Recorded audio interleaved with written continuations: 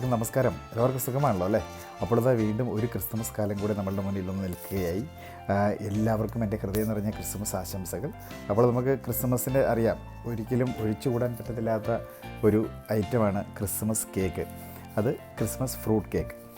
അപ്പോൾ അത് മിക്കവാറും നമ്മൾ കടയിൽ നിന്ന് വാങ്ങാറാണ് പതിവ്. നമുക്കത് വളരെ എളുപ്പത്തിൽ പ്രിസർവേറ്റീവ്സ് ഒന്നുമില്ലാതെ വീട്ടിലെങ്ങനെ തയ്യാറാക്കാമെന്ന് നോക്കാം. അപ്പം ഇത് വളരെ എളുപ്പത്തിൽ നമുക്ക് വീട്ടിൽ തന്നെ ചെയ്യാൻ പറ്റും. അപ്പം നമുക്കതിന് വേണ്ട ഇൻഗ്രീഡിയൻസും അതെങ്ങനെയാണ് ചെയ്യുന്നതെന്നും നമുക്ക് നോക്കാം.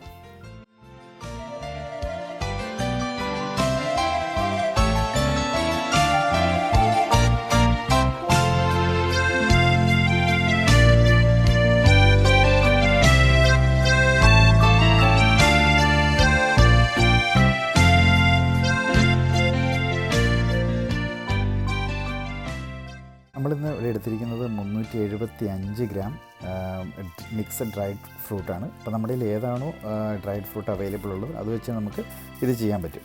അതുപോലെ തന്നെ നമ്മൾ എടുത്തിരിക്കുന്നത് 50 ഗ്രാം ബട്ടർ, അതുപോലെ 1 കപ്പ് ഷുഗർ, പിന്നെ നമ്മൾ എടുത്തിരിക്കുന്നത് 250 മില്ലി വെള്ളം, പച്ചവെള്ളം.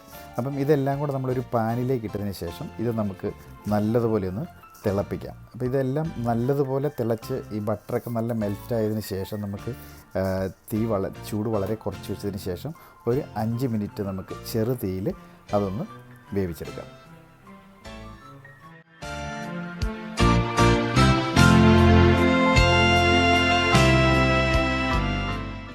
നമ്മളുടെ ഫ്രൂട്ട് ഏകദേശം തിളച്ചിട്ടുണ്ട്. അപ്പം തിളച്ച് അതൊരു 4-5 മിനിറ്റ് ശേഷം നമുക്ക് ഇതേ രീതിയിൽ കിട്ടും. അപ്പോൾ നമുക്കത് ഓഫ് ചെയ്ത് തണുപ്പിക്കാൻ പറ്റും. അത് തണുത്തതിന് ശേഷമാണ് നമ്മളിത് പൊടിയിലേക്ക് മിക്സ് ചെയ്യുന്നത്. അപ്പോൾ നമ്മൾ എടുത്തിരിക്കുന്നത് 2 കപ്പ് പ്ലെയിൻ ഫ്ലോർ ആണ്. അതുപോലെ തന്നെ 1 ടീസ്പൂൺ സോഡ പൗഡർ, പിന്നെ നമ്മൾ ഗോൾഡൻ സിറപ്പ്, പഞ്ചസാര കൊണ്ടുണ്ടാക്കിയിരിക്കുന്ന ഗോൾഡൻ സിറപ്പാണിത്. അത് ഇല്ല എന്നുണ്ടെങ്കിലും കുഴപ്പമില്ല. അതുപോലെ തന്നെ നമുക്ക് വാനില എസൻസ് നമ്മൾ ഒരു ടേബിൾ സ്പൂൺ നമുക്കിതിന് വേണ്ടി എടുത്തിട്ടുണ്ട്. അപ്പോൾ നമ്മളിതെല്ലാം ഈ പൊടിക്കകത്തേക്ക് മിക്സ് ചെയ്യാം. അതുപോലെ തന്നെ നമുക്ക് 2 ടേബിൾ സ്പൂൺ ബ്രാൻഡി കൂടെ ഇതിനകത്തേക്ക് മിക്സ് ചെയ്ത് കൊടുക്കാം. ഇനി നമുക്ക് വേണ്ടത് 2 മുട്ടയാണ്. 2 ഹോൾ എഗ്ഗാണ് എടുത്തിരിക്കുന്നത്. അപ്പോൾ നമ്മൾ അത് നല്ലതുപോലെ ബീറ്റ് ചെയ്ത് ഇതേ രീതിയിലാക്കുക. അതും കൂടി നമുക്ക് ഇതിനകത്തേക്ക് മിക്സ് ചെയ്ത് കൊടുക്കാം.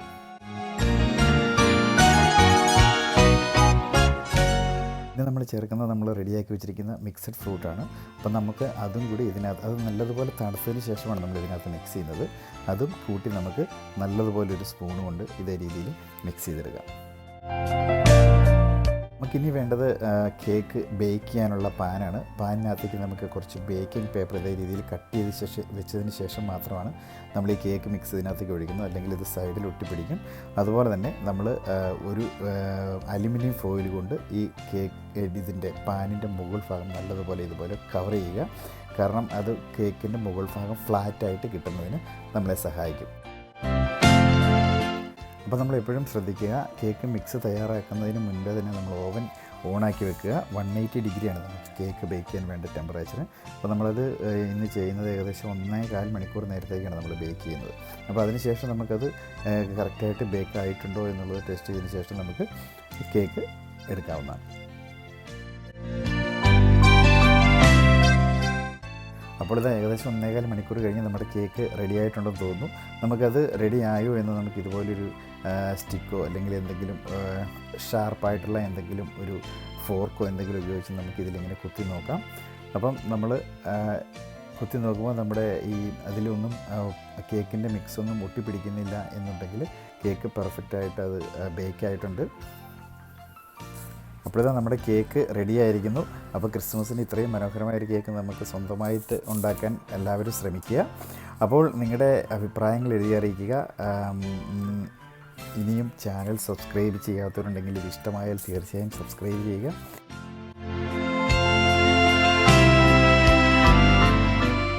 അപ്പോൾ ഒരിക്കൽ കൂടി എല്ലാവർക്കും ക്രിസ്മസിൻ്റെ എല്ലാവിധ ആശംസകളും. ഇനിയൊരു വീഡിയോയിൽ കാണുന്നത് വരെ എല്ലാവർക്കും നന്ദി, നമസ്കാരം.